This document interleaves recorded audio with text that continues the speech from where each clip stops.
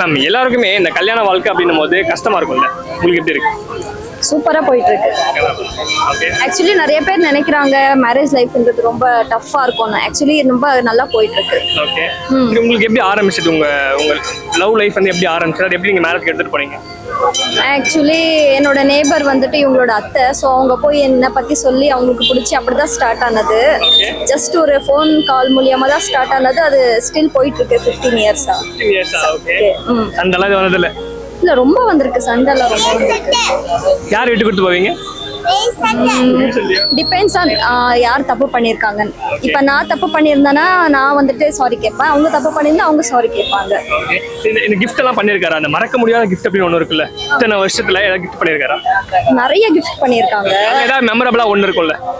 மெமரபிளா வந்துட்டு என்ன கிஃப்ட் பண்ணியிருக்காரு? பிரேஸ்லெட்டு, கோல்டு, அப்புறமா டைமண்டு, அப்புறமா இப்போ ரீசெண்டாக ஒரு லேண்ட் வாங்கி கொடுத்துருக்காங்க. நீங்க என்ன வாங்கி கொடுத்துருக்கீங்க? நான் ஒரு பிரேஸ்லெட் வாங்கி கொடுத்துருக்கேன். அதுதான் கிஃப்ட். ஓகே, சரி, லாஸ்டா வந்து எப்போ ப்ரப்போஸ் பண்ணாரு? ஒரு 2 டேஸ் முன்னாடி சண்டை வந்தது, ஸோ அப்போ ப்ரப்போஸ் பண்ணாங்க. ப்ரப்போஸ் பண்ணா ஆஃப் ஆயிடுவீங்க? ஆயிடுவேன். நீங்க எப்போ பண்ணீங்க? நான் லாஸ்ட் February 14th பண்ணேன். வேலண்டைன் பண்ணேன். இப்போ இன்ஸ்டன்ட்டா வந்தீங்க, உங்க ஆளுக்கு வந்து ப்ரப்போஸ் பண்ண போறீங்க. அப்ப கேமரா